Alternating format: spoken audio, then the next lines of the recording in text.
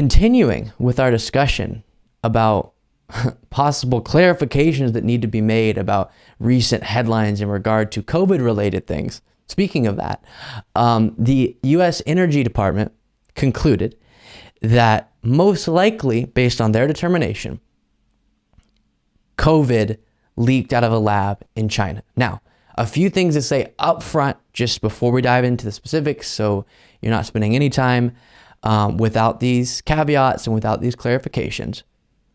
Still, much of those investigating and much of the scientific community believes it originated in a market in China.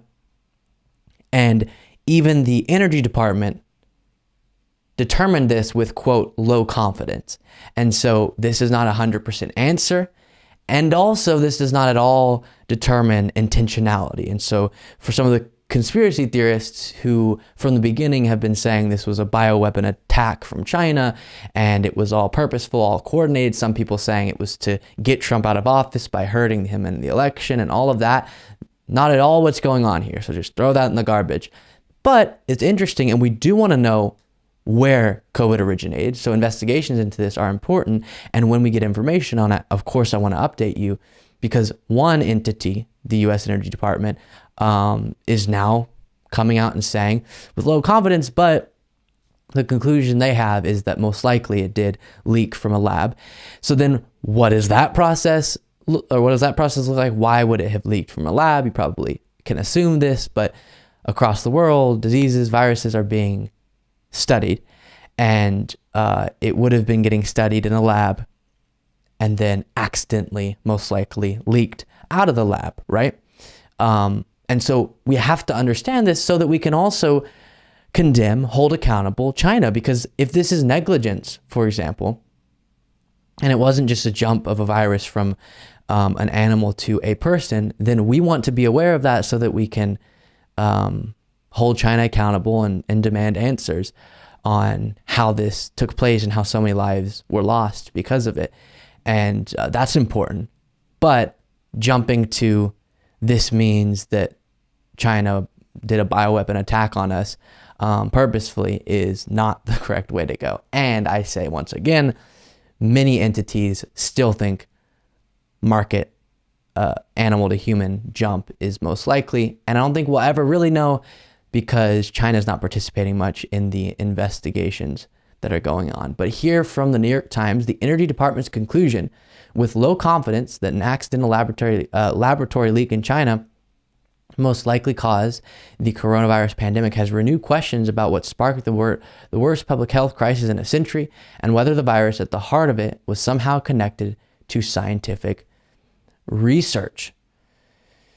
So definitely interesting and important. Here is, let's see, John Kirby talking about this news. Energy's findings, the lab leak most likely caused the pandemic.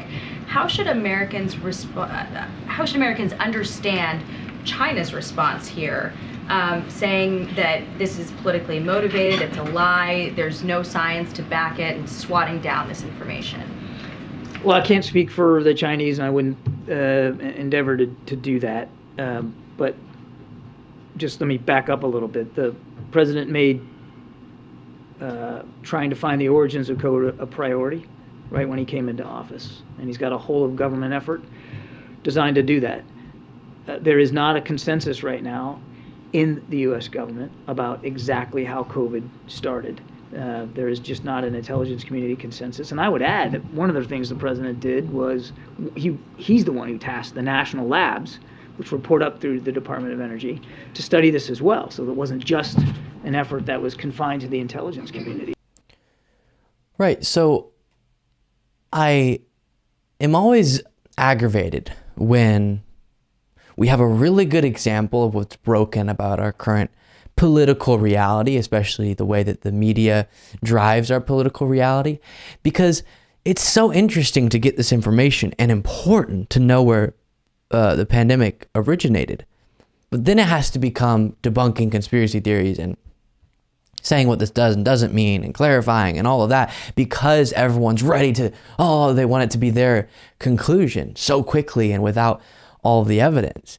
And it doesn't have to be that way. If we could all have a nuanced take on these things and understand what's going on, then we could have more meaningful discussions. And what this proves, which this won't be the conclusion from conspiracy theorists, is this conspiracy that the US government, because China controls Biden and Hunter Biden's laptop is why China controls Biden, that this was all being covered up. They didn't want the answers. They were trying to suppress the correct information on this. But it's Biden's administration that's even looking into this. It's Biden that is enlisting those within his administration to get answers.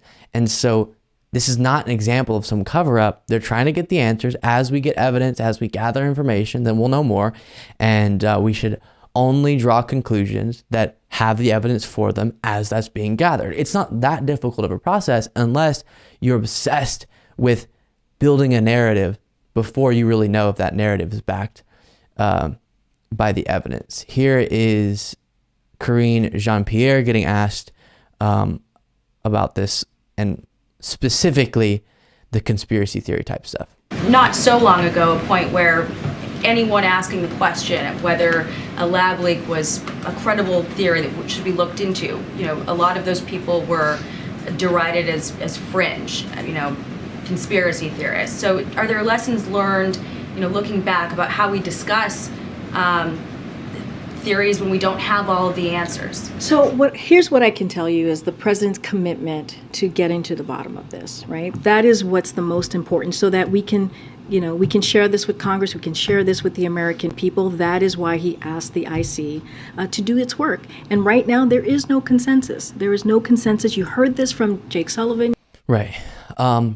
So then another really important point in regard to this is to understand the narrative we're hearing now from some within, I know it's not the whole right, but kind of the part of the right that's really anti-vax, anti-mask, all those things, and also kind of conspiratorial about some of this, is that now all the people who were speaking out against some of the conspiracy theories are being proven wrong here. It's kind of what you're hearing from some people. But one of the things is it was those people who are now saying this, okay? It's the same type of thinking that leads us to want answers and to get those answers, or partially, or gather information to say what the Energy Department is now saying.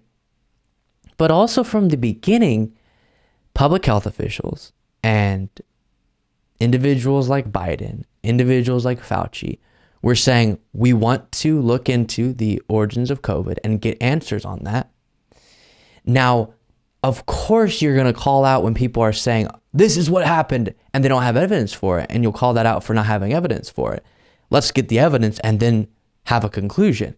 But because some people don't understand that process of you get evidence and then you have your conclusion, rather than having a conclusion and then trying to find evidence for it, they think this is a reversal, but it's not from the beginning. Now, this is slightly ignoring, and this also is perfectly great to discuss, social media's role. I know at the very beginning they were flagging or taking down tweets that were talking about lab leak, and then reversed that and stopped doing that and would allow those. And so that little overzealous, admittedly, but the idea that there was this coordinated effort by public health officials and Joe Biden and the Democrats to cover up the truth, and now they're having to admit it, is just the opposite of what's going on here. We're seeing the process at work, the good process of waiting till you have evidence, gathering it, and then saying what you do and you don't know. They're saying low confidence, but we think most likely lab leak. And then others are saying, based on the evidence we have, still markets most likely. Everyone agrees we're unsure. That's fine. That's the process. And there's nothing conspiratorial that you have to do with your thinking to analyze this, even though many will, unfortunately, as you know.